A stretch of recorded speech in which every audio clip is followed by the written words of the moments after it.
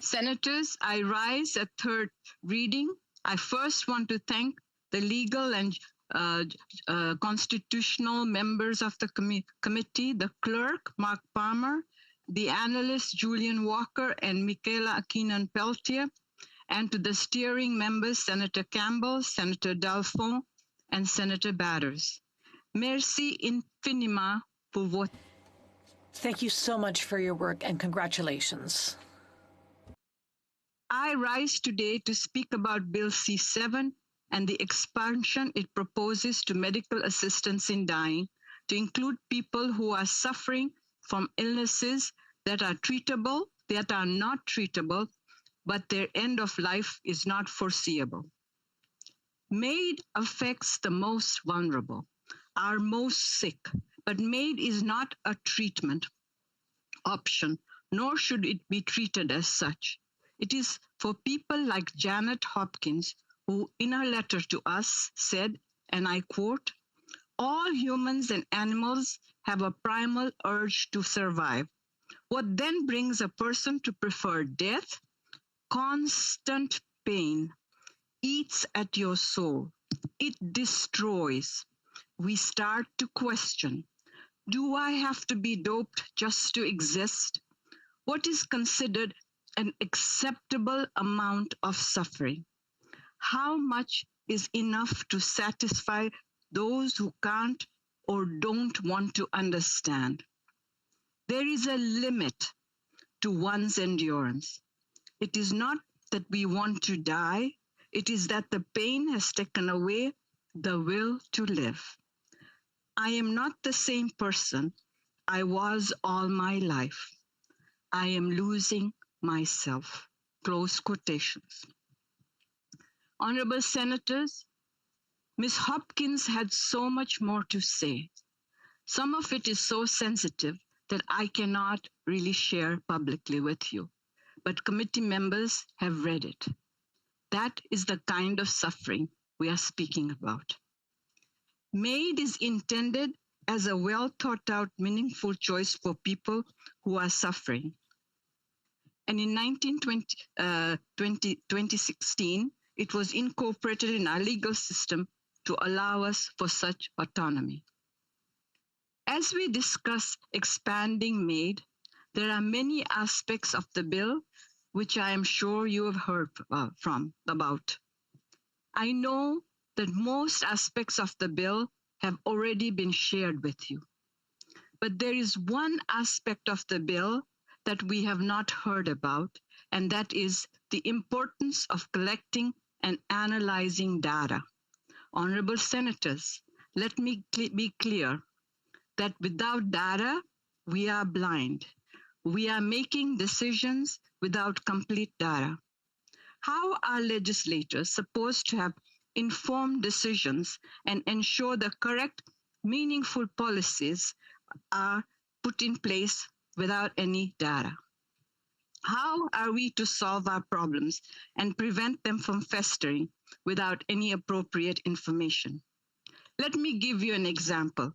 Without the data collection and analysis related to women's issues in Canada, like the wage gap or violence against women, among other issues, would we have been able to carve the effective legislation that our great country has now?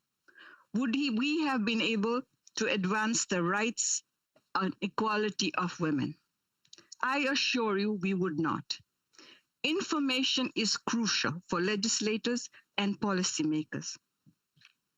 Honorable Senators, last November, at the time of the pre-study, I asked Minister Lametti if a gender-based analysis was carried out for this bill, and he stated, and I quote, "A gender analysis was done, and I can share the summary with you," close quotations. I followed up asking if a race-based analysis was carried out, and the minister responded, and I quote, "My understanding is that it was part of the gender-based analysis, and we can share that with you as well." And Minister Lametti is the first minister ever to have shared gender-based analysis plus with us, with the committee, and I thank him for that. He lived up to his promise, and in January, the committee received the gender-based analysis plus. While I truly commend Minister Lametti for the gender-based analysis done for C-7, I was really saddened that the only sentence referring to race was an indirect quote under the demographic section, and I quote, "The federal monitoring regime does not collect information about individuals' income, education level, ethnicity, and gender diversity." In our February hearings this year, as we studied the bill, I asked the minister why this was the case.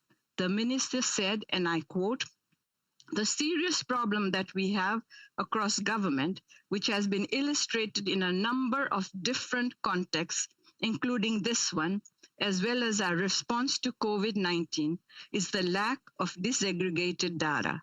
The challenge across government is to get better data and to have disaggregated data that allow us to answer the kinds of questions that you are asking, to do the kinds of race-based analysis that you are asking for today."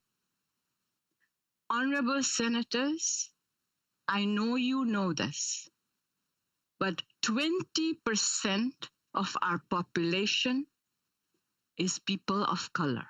20%. Almost a quarter of Canada's population is racialized, and yet the federal agency is not collecting data to help policymakers take informed decisions about their future. We are going in blind on this bill to fight a battle for the lives of millions of people of all over Canada. I proceeded during the committee hearings to ask witnesses from criminal law policy section in the Department of Justice about race-based data collection, and they had almost the same answer, except they encouraged me to follow up with Health Canada about my concerns. I went on to ask Ms. Abby Hoffman, the Senior Executive Advisor to the Deputy Minister, Health Canada. I told her that I was very disheartened to see there was virtually nothing considered on race in the Gender-Based Analysis Plus document that I had received, and asked her, my question to her was, given that the regulatory powers belong to the Health Ministry, to your knowledge, is this disaggregated race data collected by the federal government? Ms. Hoffman said, and I quote, "As far as the federal monitoring regime is concerned, we are not collecting race-based data or other information with respect to ethnicity." She added, "We will be looking very clearly at how we can handle information about ethnicity, not only in the monitoring regime itself, but in our more general consideration of our societal and socio-demographic issues that influence both access to healthcare and access to MAID and consideration of eligibility for MAID." I proceeded to ask Ms. Hoffman, "Is there any collection of data?" And Ms. Hoffman replied, and I quote, "If you're talking about race-based data related to MAID specifically, or even access to health services more generally at the federal level of a comprehensive nature, I should say the answer is no. The answer is no, honorable senators. We do not collect data about a quarter of our population, that is millions of Canadians. Ms. Hoffman, however, said that through linked data sets at Stats Canada, this information could be collected. But she added, "It's possible, but there are issues of timing. We pride ourselves on the fact that we are producing this MAID data and monitoring report as soon as we can after a period in question. If we waited to pursue linked data with Statistics Canada, another year or more would elapse before we could actually shed light on the issues you're talking about." Honorable senators, we learned a lot from the witnesses. Dr. Timothy Holland, who is a MAID physician provider and assessor, he said, "A MAID assessment is no trifle affair. In order to perform a MAID assessment, we must have full knowledge of the patient's comprehensive medical status. We must perform a robust capacity assessment. We must ensure the patient fully understands all options available to them so that they can be sure the patient is making a truly informed decision. And we must also understand who the patient is as a human being and understand the values that have guided their life. Only then can we truly assess if they meet the criteria of MAID and feel confident that this is truly the patient's own decision, free of coercion. Honorable Senators, without data collection analysis, we only have anecdotal evidence we received from many racialized witnesses with lived experiences. I believe the time is right in our country to collect data affecting all Canadians. We need to do much better. Honorable Senators, we are studying this bill, and I wanted to bring to your attention the issue of non-data collection for almost a quarter of our population. Senators, I raise this issue with you. I could have raised many other issues. All I have done since December and January, lived, ate, breathed, sleep with C-7. I brought this issue because I did not think anybody else would. And I bring this issue is we in Canada want harmony. And to get harmony in our country, we have to be able to understand each other.